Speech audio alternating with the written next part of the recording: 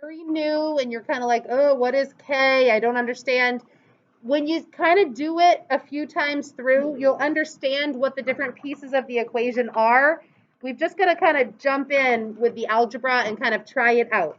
So we had gotten this far in this problem yesterday and then stopped. So we had talked about what a half-life is for like a radioactive element, for carbon-14. It means however much you start with, I made up 100 grams as just an amount.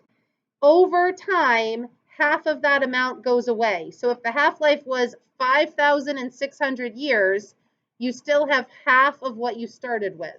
So it's breaking off some of its, what are they called? Atoms or going away, like a radioactive element.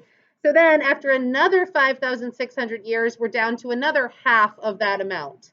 So it's exponentially decreasing by half each set of half-life years. So we found a leaf that was fossilized. It only has 30% of its normal carbon-14, and we want to date it. How old is the leaf? So the first thing we had to do was figure out the K value for carbon-14. Carbon-14 has a half-life of 5,600 years. So we used the formula A equals A sub 0 e to the KT, which you'll have this in front of you. You don't have to memorize that, but you have to know what each of the pieces does. A sub 0, 0 is not a number. That's just telling you this is the starting amount, and then A is the end amount. Like you invest money and you end up with money at the end. You start with a population and they grow and you end up with a certain population at the end. We put in the number 150 in the problem because it doesn't tell us the weight of the carbon. So we're making up a weight that represents half of the amount. Whatever number you put here, as long as you put half over here, in your first step, a half is going to be left on the left-hand side.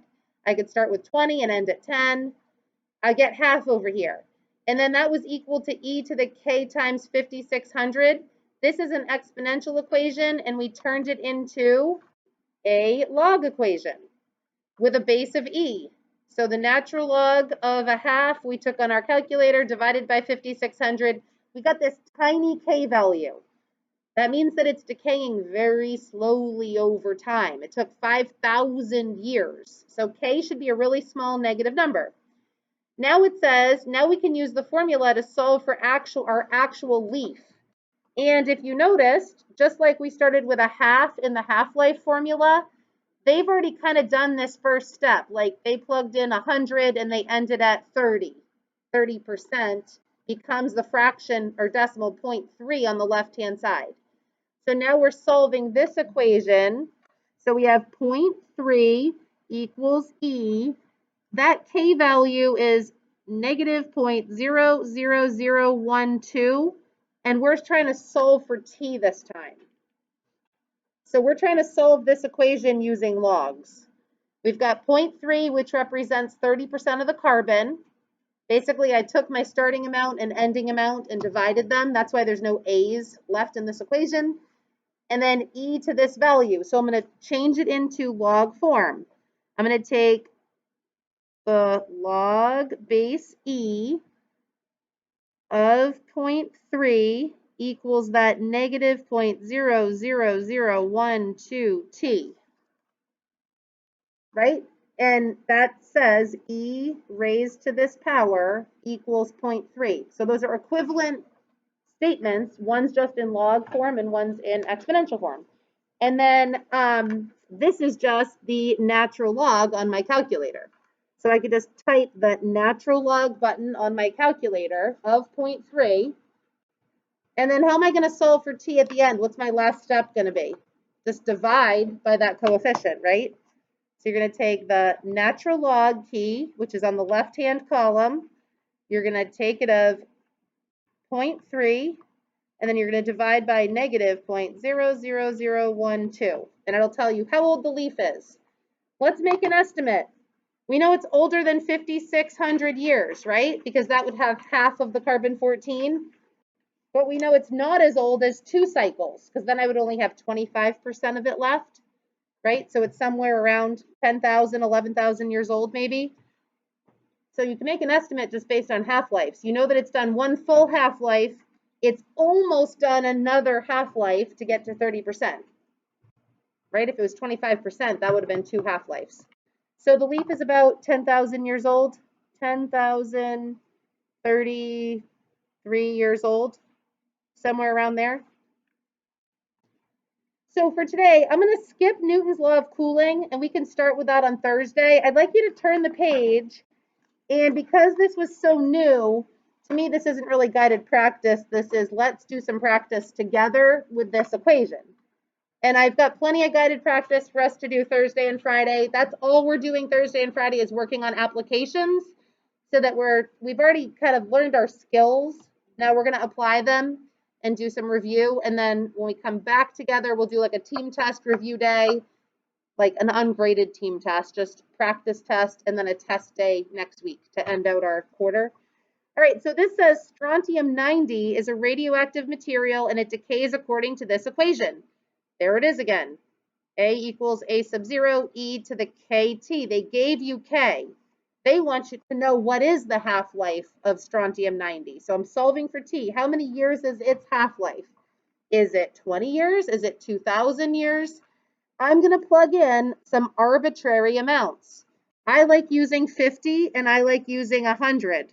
If I start with 100, I'm left with 50 after one half-life cycle. 0244T. See how it's like it's the same process every time? My first step would be to divide by 100. I'd get 0.5 over here because it's a half-life problem. So I get 0.5 equals e to that k value times t. So what are you going to end up typing into your calculator? Same thing we just did on the other page, right? You're taking the natural log of the number and dividing by the constant.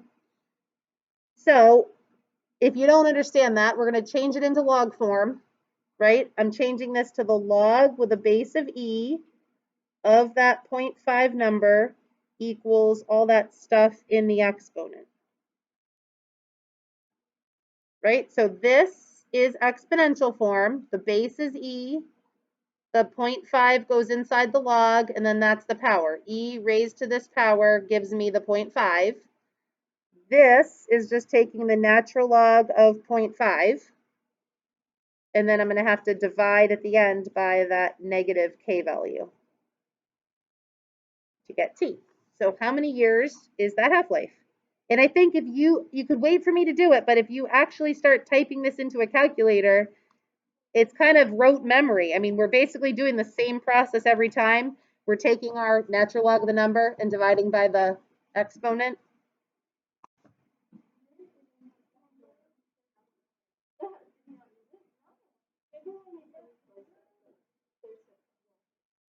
Huh. Oh, and you know what? He has less of a rock too, because I used to have 2 rocks. I don't know why you gotta turn. He's too long. Did you get 28 years? About 28.4 years. So I took the natural log of a half and I divided by the k value.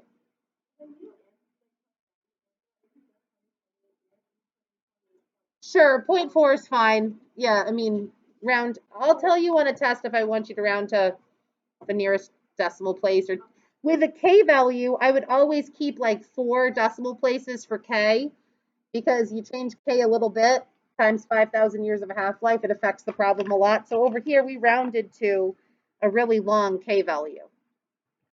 All right, so here's another one using that formula. We'll do 2 and 3, and then we're going for a walk. A culture of bacteria obeys the law of uninhibited growth, which is that A equals A sub 0 e to the kt. If 500 bacteria are present initially and there are 800 after 1 hour, how many will be present after 5 hours? And how long will it take to reach 1,000,000? Does it say anything about the K value here? No. So our first step as scientists is we determine the K value for that bacteria in that culture, right? Because the bacteria will behave differently in a bunch of different situations. What's my starting amount and what's my ending amount? I start at 500 and I end at 800. So 800 is the end, 500 is the beginning, e to the k times 1 hour. So you're going to solve that first for k before you can do something with this equation. So see if you can solve for k. You're going to do it the same way we've done the other equation up above it. Get e by itself, change it into log form, divide by the constant. I'm going to give you a minute to just try that process first.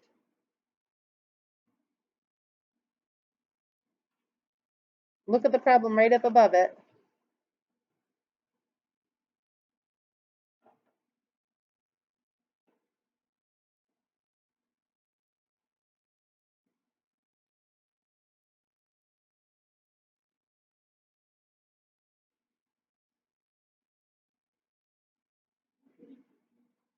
Huh?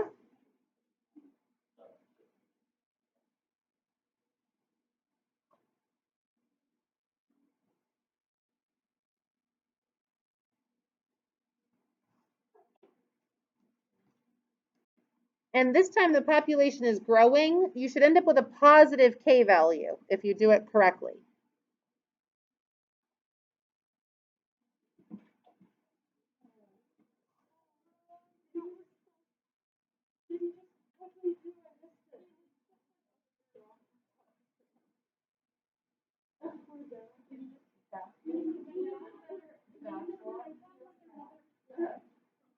He needs another float. Yeah. I need to bring in.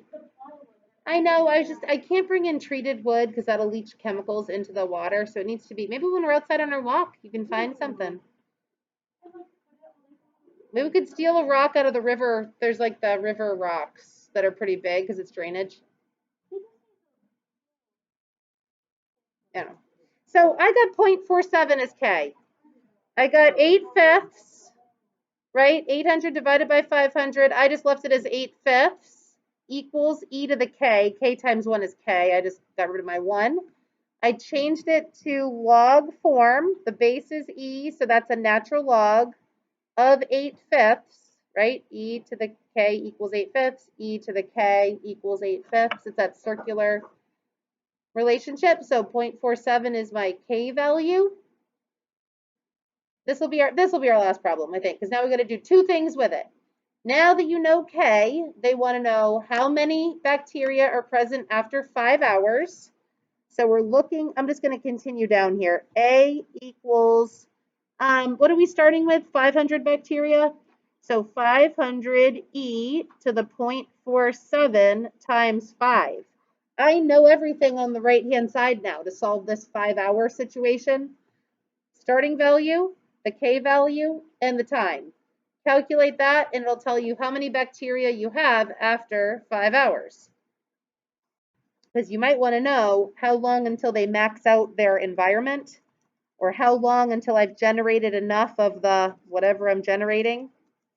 Maybe it's for an experiment, maybe it's you're studying a drug interaction, I don't know. So when I type this into my calculator, it tells me the answer for 5 hours. So I get about 5,243 if I rounded, or 242 if you rounded down. Is that what you got? So then they said, how long will it take for the population to reach 1 million? Well, I'm not at 1 million yet. How many hours is it going to take? 24 hours? So you could do guess and check. You could do a table of values on your calculator. You could actually just set up, I'm just going to keep moving down. I ran out of room. I want 1 million as my final answer, right? Equals 500e to the 0.47t. You could just set it up and solve for t just like we've been solving for an exponent. Every time you're solving for one of these exponents, you're either solving for k or you're solving for t. So you should have the process down. You divide the constant to the other side, set it up as a log equation. If you've noticed the pattern, we're always taking the natural log of what ends up on the left-hand side, right? And then we're dividing it by the constant that's in front of the exponent. So take your last minute or two, and then I'm going to write a smart pass for us to go outside.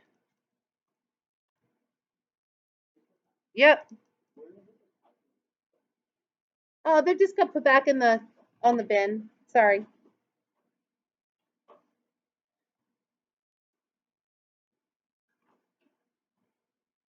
I got 16 as my answer.